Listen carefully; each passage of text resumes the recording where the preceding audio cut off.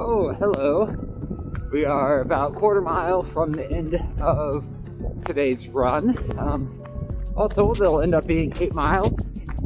6 of those will have been fartlek workout. Not bad. I mean, like I said at the beginning of the run, it's difficult to get good paces while it's this cold outside. So, we'll talk more about it inside. We're also going to do the recap of last week's training today. So I'm going to finish up this last little quarter mile, half mile, whatever's left. And I have a conference call for work, full-time work. That I gotta go take here quickly. And then after that, we'll hop on and we'll talk a little bit more about the week that was, about today's run, about where we're going and how we feel about the Austin Marathon. Anyway, see you inside.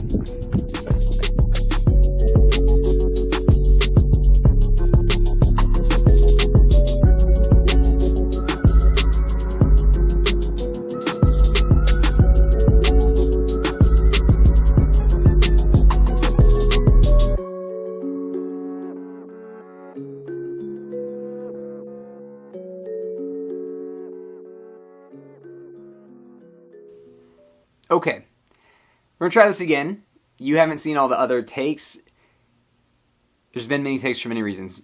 Most recently, I realized that I had the shutter speed on my camera wrong, so everything looks super blurry. Anyway, my name is Andy Hahn. This is my personal channel. It's kind of personal musings, whatever, but right now it's mostly running, and specifically right now, it's about the Austin 2022 Marathon, which is in February. According to their website, it's like 5 weeks and 4 days away, which means that we only have like 2.5, 2 3/4 of like hard training weeks left, and then there will be a 3-week taper.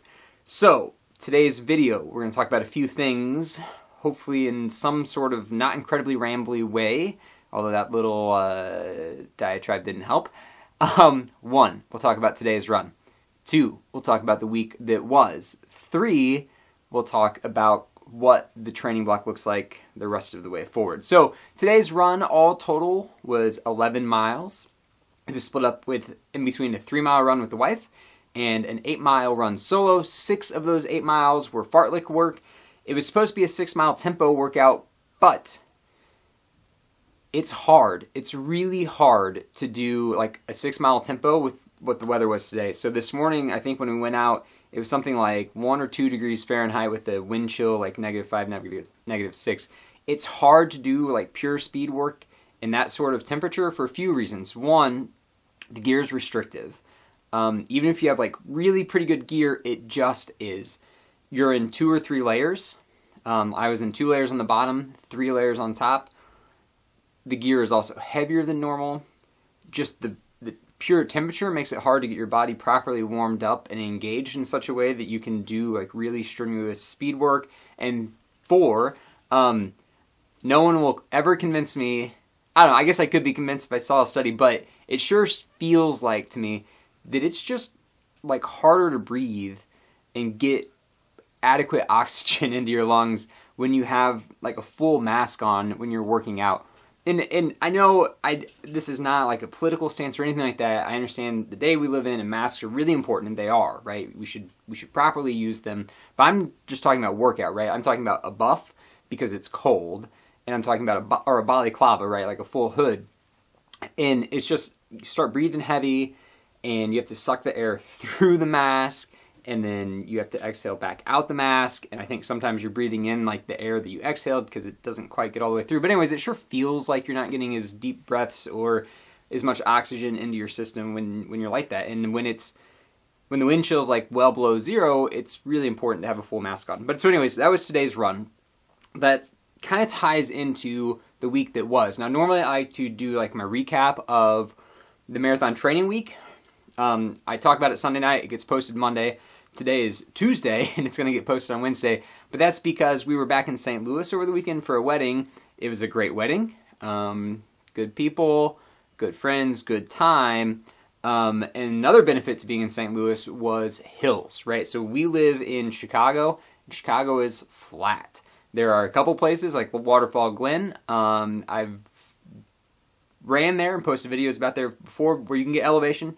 But otherwise, it's really hard. But in St. Louis, you can get elevation anywhere, right? So, like my long run on Sunday, like I said in the video, it was 20 miles, and I think it was 1,046 feet of elevation gain. So, a pretty good amount of elevation over 20 miles. And so that's the second big benefit to being in St. Louis, is the hills, right? So it was good. Third, I guess, like the weather's nicer than Chicago. It's only, what, 260, I don't know how many miles, basically south of Chicago. But it's a big difference in weather. When it's like 5 here, it might be like 25 or 30 there, which is still cold, but like you can do work in that temperature. So anyway, didn't get this talk about the week that was because we were in St. Louis for a wedding, but there were benefits to being in St. Louis, particularly when it comes to our long run. Okay, enough about that. Let's actually talk about the week that was. I said while we were running that it was kind of a weird week, and it was because we did no speed workout, and that was because, one, it was really cold almost the whole week. We've already touched on why it's hard to do speed workout when it's cold. Don't need to go through that again. The second was we 2 weeks ago were in Jamaica, and I like accidentally absolutely crushed my toe on like a deck chair, and so I didn't want to do any speed workout because I wanted to help like let that toe kind of heal. So it was just slow miles, not putting a lot of stress on the toe. But so we did over 70 miles that week, but they were all just like 8.5 to 8:45 minute per mile pace. Just getting good workout in the forest preserve. And so just looking through this, right? So it was, let's see, what was the first date? So starting on the 9th, right? So we did, nope, not the 9th. Last week would have started on, yeah, no, the 2nd. Okay. So starting on the 2nd, we did 5 miles because we were traveling back, and then we did 18 miles on the 3rd, and then we did 11 miles on the 4th, and then we did like basically 10 miles on the 5th, and we did like 10 miles on the 6th, 8 miles on the 7th, and then 9 miles on the 8th, which brings us to the long run on Monday, so that's the end of the week. But anyways, all of those miles were just like long, slow miles because of the temperature and because of the toe. And so that kind of brings us to the last point, point 3, like where are we going forward? I've already mentioned we are 5 weeks and 4 days away from the Austin Marathon, and that means time is limited, right? So my basic flow goes long run on Sunday, easy run on Monday. Workout on Tuesday, easy on Wednesday, workout on Thursday, Friday, Saturday, easy, but Saturday is like longer, easy, and then Sunday is long. That cycle, we only have 2 more full cycles. We have like 2.5 if you count the rest of this week. So we have the rest of this week, so we have a speed workout on Thursday, and then we have 2 full weeks after that. So 4 more structured workouts, 5 if you count Thursday. So 5 more structured workouts, 3 more long runs, and everything else is just like easy miles to work on the base fitness. The 3 long runs, we're going to try to do 20, 22, 20.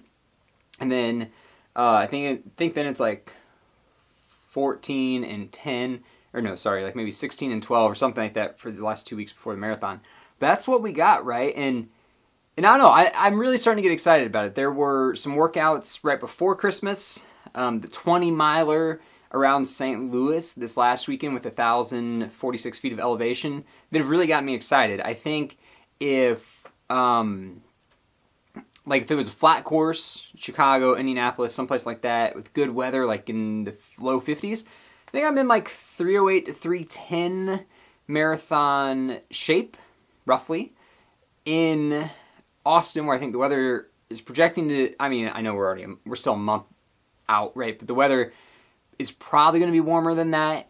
And there's a lot of hills in Austin. You know, something in the 3 hours and the teens, I would be incredibly happy with. And that's what we're going to shoot for. Yeah, I mean, I guess that's kind of all I got, right? I rambled, which I was trying to avoid, but it's what I do. One of these days I'll actually start like doing an outline and try to rein in that rambling. But anyway, I think that's all I got. So thanks for watching. This week there will probably be like 1 or 2 more videos before the next week recap. The weather's supposed to start getting nicer here in Chicago. Nice is a relative term, right? Like tomorrow morning I think it's supposed to be in the mid-20s when it's time to run, so we can actually do work there. Oh, a couple other things. Some content that's coming soon. We went over 350 miles on the Hoka Rincon 2. Now, y'all know my philosophy. I often buy shoes that were the previous year's model or like towards the end of their model cycle because you can get them cheaper. So we will do a full review on the Hoka Rincon 2. I know the 3 is already out, but we're going to do the review on the 2 because that's the shoe I just got through. And I also picked up a pair of the Asics Nova Blast 2. I've done grand total of 2 miles in that shoe. I'm going to try to do it for like tomorrow's like easy Wednesday run if the temperature allows. So we'll also do like an initial impressions review of that shoe coming up soon. So that's kind of what we got in the near future. Thanks for watching.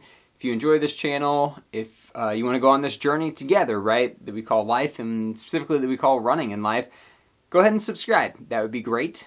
Share it with your friends, family, acquaintances, whatever. Any of that stuff is incredibly helpful. It's free to do. It's free to support the channel in that way. I'll put some sort of comment below, maybe about shoes. Here we go. We'll just do this question. What is the most recent pair of shoes that you have retired from your running rotation? Anyway, thanks a lot for watching all the way to the end. If you have, I salute you because it's probably a bear to get through sometimes.